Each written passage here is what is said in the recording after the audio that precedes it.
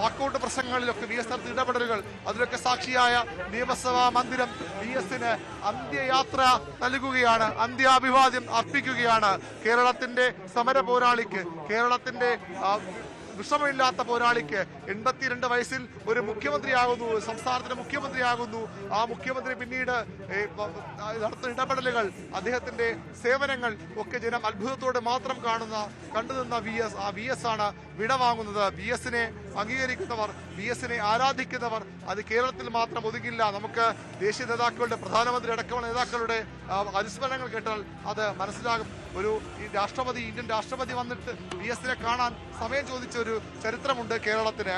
V എസിന് ആ സമയത്ത് അദ്ദേഹം ഉറങ്ങുന്ന സമയമാണ് പകൽ. അത് ആ സമയത്ത് എത്താൻ കഴിയുന്ന ആദ്യം മറുപടി കിട്ടി. അന്ന് രാഷ്ട്രപതി പറഞ്ഞത്, ഞാൻ കാത്തിരിക്കും, വി എസ് എപ്പോൾ സമയം കിട്ടുമോ അതുവരെ ഞാൻ കാത്തിരിക്കും. അങ്ങനെ വി എസിനെ കാത്തിരുന്നു കണ്ട രാഷ്ട്രപതിമാരുള്ള നാടാണ് കേരളം. അത്രയേറെ രാജ്യം വില നൽകിയ നേതാവാണ് വി എസ്. അങ്ങനെ ഒരു വി എസിനെയാണ് കേരളം നഷ്ടമാകുന്നത്. ആ വി എസിന് പകരക്കാർ ഒരിക്കലും ഉണ്ടാകില്ല, ആ പകരക്കാർ ഒരിക്കലും ഉണ്ടാകില്ലെന്ന് ഉറപ്പാണ്. അത്തരമൊരു നേതാവ് വിട പറയുമ്പോൾ ഇങ്ങനെ അല്ലാതെ എങ്ങനെ രാഷ്ട്രീയ കേരളം, പ്രബുദ്ധ കേരളം വിട നൽകും? അപർണ, തീർച്ചയായിട്ടും ഏതെങ്കിലും ഒരു നിലപാടിൽ നിന്ന് അല്ലെങ്കിൽ പറഞ്ഞ ഒരു വാക്കിൽ നിന്ന് പിന്നോട്ട് പോയ ഒരു രാഷ്ട്രീയ നേതാവിനെ വി എസ് അച്യുതാനന്ദൻ ഈ രാഷ്ട്രീയ കേരളം കണ്ടിട്ടേയില്ല. നേരത്തെ വി അരുൺ ഓർമ്മിപ്പിച്ചതുപോലെ കെ എം മാണിക്കെതിരെ ബൈബിളിലെ വാചകങ്ങൾ എടുത്തുകൊണ്ട്, പലപ്പോഴും പുരാണങ്ങളിൽ നിന്നും ബൈബിളിൽ നിന്നും എല്ലാം വാചകങ്ങൾ എടുത്തുകൊണ്ട് പരിഹസിച്ചുകൊണ്ട് രാഷ്ട്രീയ പ്രതിയോഗിയെ ഏതാണ്ട് ശരശയ്യയിലാക്കുന്ന പ്രഭാഷണങ്ങളും പ്രസംഗങ്ങളും ഒക്കെ ആയിരുന്നു വി എസ് അച്യുതാനന്ദൻ്റേത്. അദ്ദേഹം പറയുന്ന ആ സരസ പ്രയോഗങ്ങൾക്ക് കാതോർത്തിരിക്കുന്നവരായിരുന്നു എന്തെങ്കിലും വി എസ് അത് അങ്ങനെ ഒരു പ്രസ്താവന നടത്തുമെന്ന് ഉറ്റുനോക്കുന്ന മാധ്യമ പ്രവർത്തകരും ഉണ്ടായിരുന്നു. ഞങ്ങളടക്കമുള്ളവരെല്ലാം ഒക്കെ ഈ പറഞ്ഞ പോലെ തന്നെ വലിയ രീതിയിലുള്ള വിമർശനങ്ങൾ വരുമ്പോൾ അപ്പുറത്ത് ആരാണ്, എത്രത്തോളം ശക്തനായിട്ടുള്ള ഒരു പ്രതിയോഗിയാണ് എന്ന് നോക്കാതെ അതുമായി മുന്നോട്ട് പോയ വി എസ് അച്യുതാനന്ദൻ. അഴിമതിക്കെതിരെ കുരിശുയുദ്ധം, ആ വാക്ക് തന്നെയാണ് പറയേണ്ടത്, കുരിശുയുദ്ധം നടത്തുകയാണ്, അതിൽ നിന്ന് പിന്നോട്ട് പോകുകയില്ല എന്ന് നിരന്തരം പറഞ്ഞുകൊണ്ടിരുന്ന വി എസ് അച്യുതാനന്ദൻ. പരിസ്ഥിതി നശീകരണത്തിനെതിരെ വി എസ് നടത്തിയ പോരാട്ടമാണ് പിന്നീട് പലരും തുടർന്നു വന്നത്. അതിലും വി എസ് നടത്തുന്ന പോരാട്ടം അതൊന്നോ രണ്ടോ തവണയുള്ള പ്രതിഷേധങ്ങളിൽ അവസാനിക്കാതെ അത് തുടർന്നു പോവുകയും ചെയ്തു. മറ്റ് ഇടമലയാറും പാമൂലിന് അഴിമതിയൊക്കെ പോലെ ഉണ്ടായ വിഷയങ്ങളിൽ വി എസ് എടുത്ത നിലപാട് ഒരുപക്ഷെ ഇത്ര ശക്തമായിട്ടുള്ള ഒരു പ്രക്ഷോഭത്തിലേക്ക് കടക്കാൻ, മറുവശത്തുള്ള ഒരു രാഷ്ട്രീയ മുന്നണിയിലുള്ള നേതാക്കൾക്കെതിരെ കടക്കാൻ കഴിയുമോ എന്ന് പോലും സാധാരണ ജനങ്ങളെ അത്ഭുതപ്പെടുത്തിയ കാര്യമാണ്. ആർ ബാലകൃഷ്ണപിള്ള ഇടമലയാർ വൈദ്യുത പദ്ധതിയുടെ കരാർ തുക പെരുപ്പിച്ചു കാണിച്ച് അഴിമതി നടത്തിയെന്നൊരു കേസ് വരുന്ന സമയത്ത് ഇത് സുപ്രീം കോടതി വരെ നീണ്ട നിയമയുദ്ധമാണ്. ആ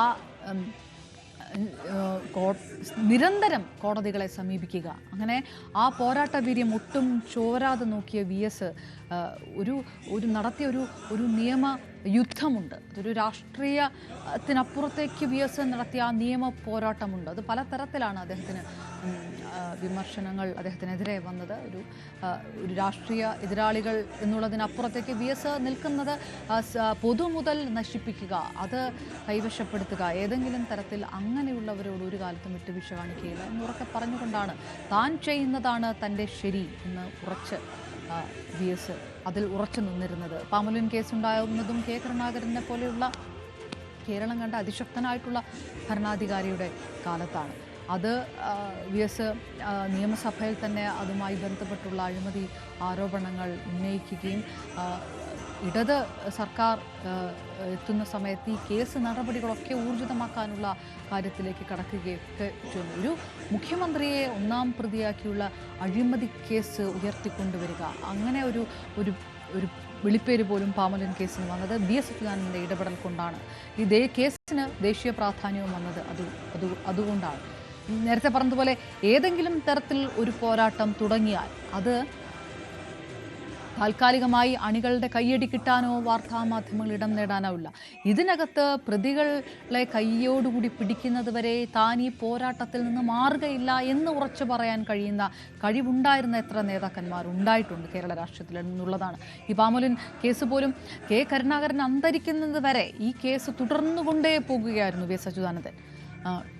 അത് കെ കരുണാകരന് ശേഷം പിന്നീട് വന്ന UDF സർക്കാരിന് പോലും ഉമ്മൻചാണ്ടിക്ക് പോലും ഈ കേസിൻ്റെ പിറകെ നടക്കേണ്ട ഒരു സാഹചര്യത്തിലേക്കൊക്കെ പോയത് താൻ മുന്നോട്ട് വെച്ച ഒരു കാൽ പിന്നോട്ടില്ല. ഒരു പോരാട്ടത്തിന് തുടക്കമിട്ടാൽ ആ പോരാട്ടത്തിൽ നിന്ന് പിന്മാറുകയില്ല, എന്ത് എതിർ ശബ്ദമുണ്ടായാലും എന്നുള്ള VS അച്യുതാനന്ദൻ്റെ ഉറച്ച നിലപാട് കൂടിയാണ്. പൊതുമുതൽ സംരക്ഷിക്കുന്ന കാര്യത്തിലൊക്കെയും അങ്ങനെ കർക്കശമായിട്ടുള്ള നിലപാട് എടുത്ത VS അച്യുതാനന്ദൻ സ്മാർട്ട് സിറ്റിയുമായി ബന്ധപ്പെട്ടൊക്കെ നടത്തിയിട്ടുള്ളത്, സ്മാർട്ട് സിറ്റിയുടെ പല ഇടപെടലുകൾക്കെതിരെ നടത്തിയ വലിയ പ്രക്ഷോഭങ്ങളൊക്കെ ഉണ്ട്. അതിനുശേഷം ഇടത് സർക്കാർ അധികാരത്തിൽ വരികയും ഇൻഫോ പാർക്ക് പൊതുമേഖലയിൽ നിലനിർത്തും എങ്ങനൊരു തീരുമാനത്തിലേക്ക് കടക്കുകയും ഒക്കെ ചെയ്തു. കേരളത്തിൻ്റെ സംസ്ഥാനത്തിൻ്റെ IT വികസനത്തിലൊക്കെ വലിയ നിർണായകമായിട്ടുള്ള ഒരു തീരുമാനമൊക്കെ എടുക്കാൻ ചങ്കൂറ്റമുണ്ടായിരുന്ന ഒരു നേതാവ്. അതിലേറെ VS ഈ അന്യാധീനപ്പെട്ട സർക്കാർ ഭൂമി തിരിച്ചു പിടിക്കാൻ വേണ്ടി VS അച്യുതാനന്ദൻ നടത്തിയിട്ട് അത് അമ്പരപ്പിക്കുന്ന കാര്യങ്ങളായിരുന്നു. അന്നത്തെ ഒരുപക്ഷെ ഒരു സിനിമയെപ്പോലും വെല്ലുന്ന രീതിയിലുള്ള ഒരു നായകൻ രാഷ്ട്രീയത്തിൽ ഇങ്ങനെ ഇടപെടൽ നടത്തുക, ഇതിനൊപ്പം ജനങ്ങളെല്ലാം നിൽക്കുക. 2007 മൂന്നാറിലെ ഒഴിപ്പിക്കൽ നടപടി VS അച്യുതാനന്ദൻ ഏറ്റെടുക്കുന്നത്, ആ ദൗത്യത്തിന് പ്രധാനപ്പെട്ട ഉദ്യോഗസ്ഥന്മാരെ നിയോഗിക്കുന്നത്, സ്വന്തം പാർട്ടിയിലെ നേതാക്കന്മാർ പറഞ്ഞിട്ട് പോലും താൻ ഈ നിലപാടിൽ നിന്ന് മാറുകയില്ല എന്നൊരു ഉറച്ച തീരുമാനത്തിലേക്ക് VS അച്യുതാനന്ദൻ കടക്കുന്ന ഒരു സാഹചര്യമായിരുന്നു ഉണ്ടായിരുന്നത്.